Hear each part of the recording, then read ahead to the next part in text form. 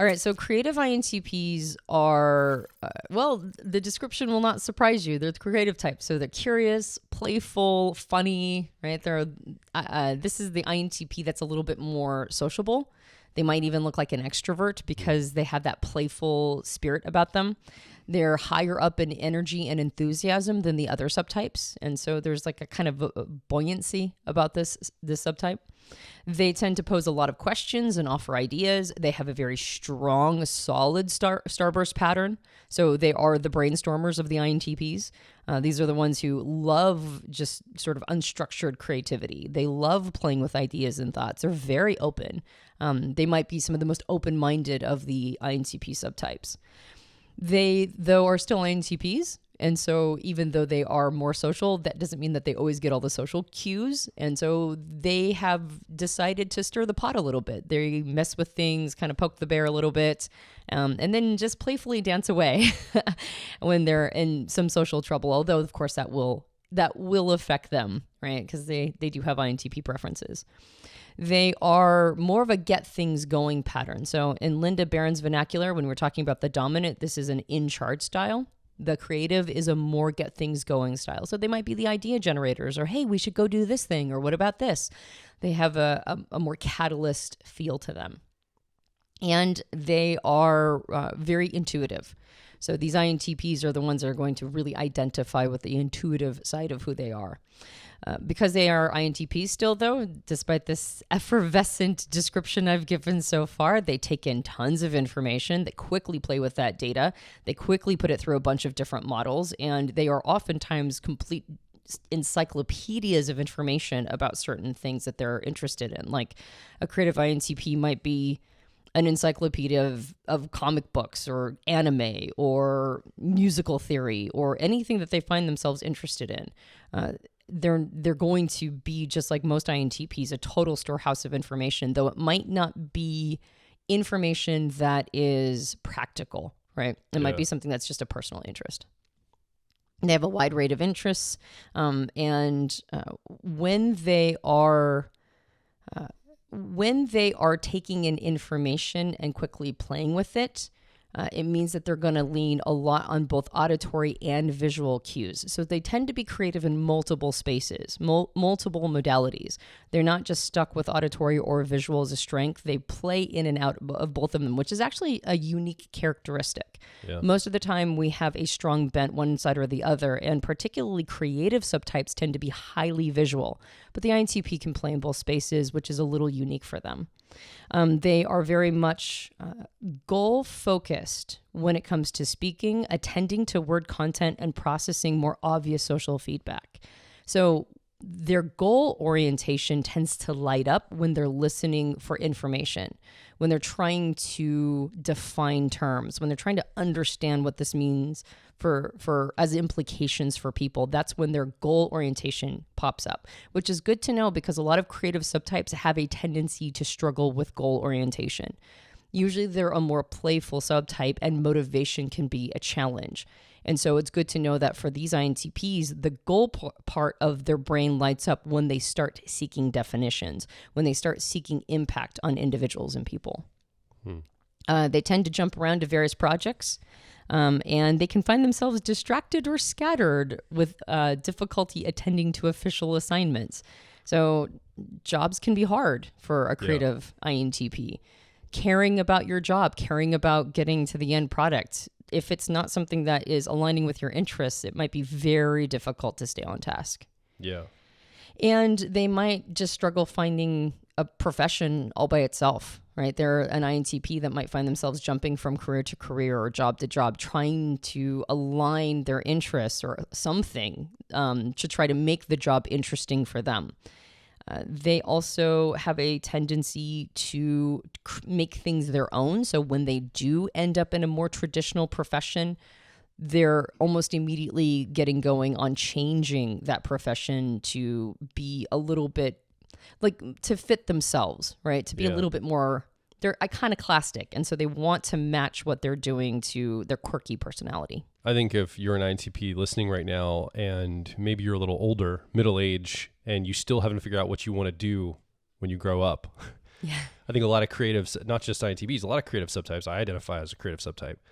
We often find ourselves jack of all trade, kind of just doing a lot of disparate things and not having necessarily a consistent through line. And then kind of having that experience later in life going, man, what do I want to be when I grow up? I feel like I should have already found that by now. I think it could be a struggle for some creative subtypes, especially INTP creatives, to go, oh, what do? I don't know.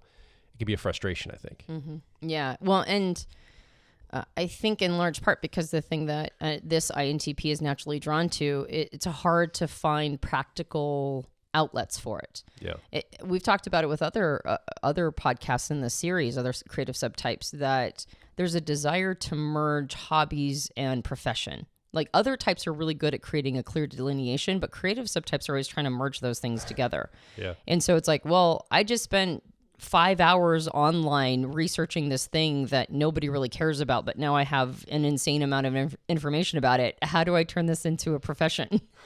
How do I turn my extraordinary understanding of anime into something that I can make some money at? And that is a harder ask, right? Yeah. It's a little more difficult for creative subtypes to do that. That said, it is good to understand the motivation behind creative INTPs because, again, they struggle with motivation. So knowing when I'm defining something, when I'm trying to understand it in its complexity and its implication on people, that's when I'm the most motivated.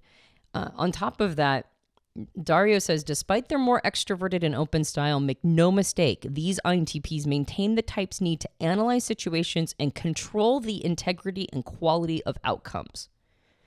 It's simply hidden from others' view and drawn out over longer time frames. Meaning that whatever it is that you're doing as a career, make sure that you have some say in the quality of the outcome.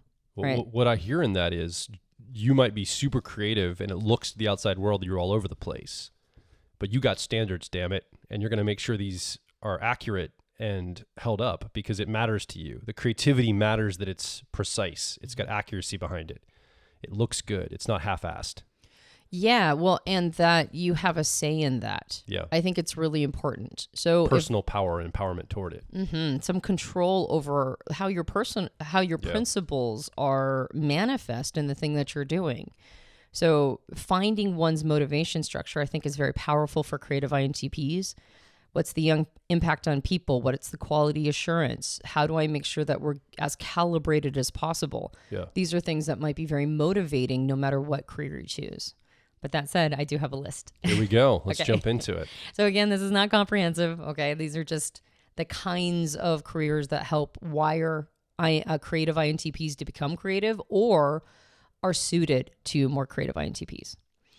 We've got investigative journalist, research librarian, game designer, documentary filmmaker, curator, ethnographer, archaeologist, science communicator, user experience researcher, private investigator, travel writer, software developer, environmental consultant, art appraiser, and futurist. Let's go one layer deeper. Oh, by the way, I would also say, as we're talking about jobs and careers, excuse me, when we talk about INTP creatives, any of the creative subtypes can really benefit from this idea of platform thinking. I say this every episode for every type. If you're a creative INTP, a platform, for example, is YouTube for a creative video person to be able to put their stuff out and distribute it. Uber is a platform for somebody who wants to be Uber driver. Etsy, you can create and sell things on Etsy or Shopify. These are platforms that enable solo creators or creative people to make something and then distribute it and put it out there, sell it, get value exchange for it. So be thinking, if you're a creative subtype, that might be the avenue you go down, is you're looking for a platform to connect to support you and create a container for your art, expression, creativity, etc. Mm-hmm. Let's go a layer deeper, though. We talked about the two functions for INTP, the driver, dominant, introverted thinking, accuracy, decision-making function, and the co-pilot, auxiliary, extroverted, intuition, exploration function, which is the learning, perceiving function. The analytic, holistic attunement. How do these look? For creative INTPs, their extroverted intuition or exploration, that stays analytic. but their introverted thinking or accuracy, that first function, that now is holistic. So that's a little bit more open framed. And you can see this because there's not so much insistence on a single principle. There's a little bit more openness to how things get done. Yeah. There's less insistence that you're right when you're a creative INTP. There's a little bit more leaning in on that brainstorming capacity. So it's a holistic introverted thinking or accuracy and an analytic extroverted intuition or exploration. So the neurotransmitter is dopamine. That's the chemical that all creative subtypes prefer, which makes sense from a creative subtype standpoint. Yep. You ready to go to the next type? I am.